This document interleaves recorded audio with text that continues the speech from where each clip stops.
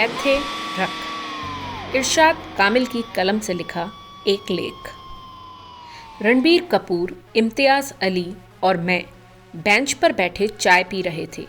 Bench पक्की cement की थी और बातें कच्चे सपनों की।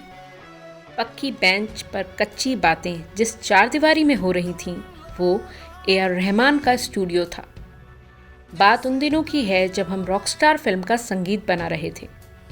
रॉकस्टार का हीरो गायक था, इसलिए अक्सर रणबीर कपूर भी फिल्म संगीत बनने की प्रक्रिया का हिस्सा होता। वो समझना चाहता था कि जिस गाने को वो पर्दे पर गाने वाला है वो बना कैसे है।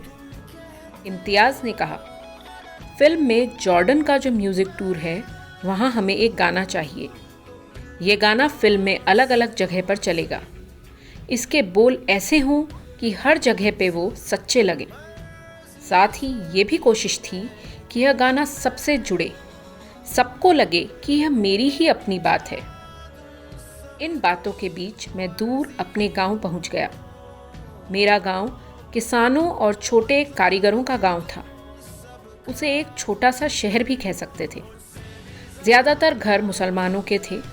इनमें कढ़ाई का काम, पंजाबी जूती बनाने का काम, पायजामा और सलवार के नाड़े और परांदे, चोटी में बांधने वाली डोरी बनाने का काम आम था।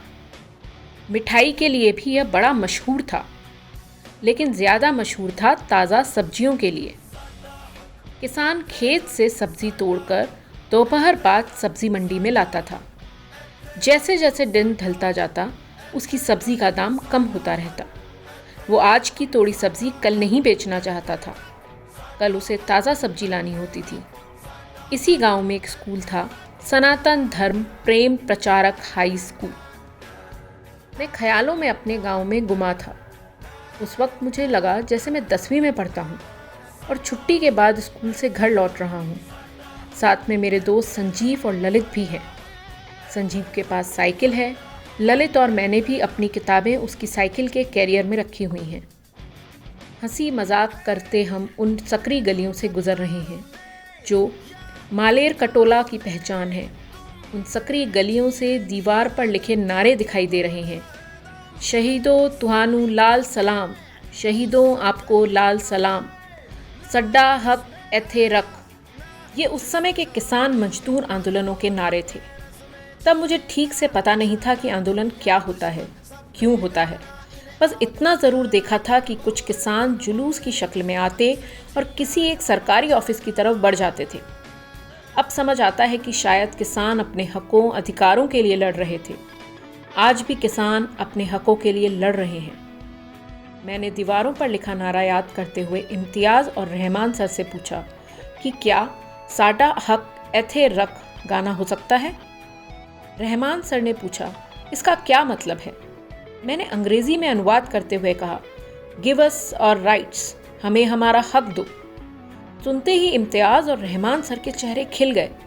उन्हें लगा यह हर इंसान की बात है जिसे उसका हक नहीं मिल रहा, किसी समाज में, ऑफिस में या कहीं भी। मैंने इम्तियाज़ को यह राय भी दी कि इसे अलग अलग जगह पर जाकर अलग अलग लोगों के साथ फिल्माना चाहिए। इसे इसी तरह से फिल्माया भी गया।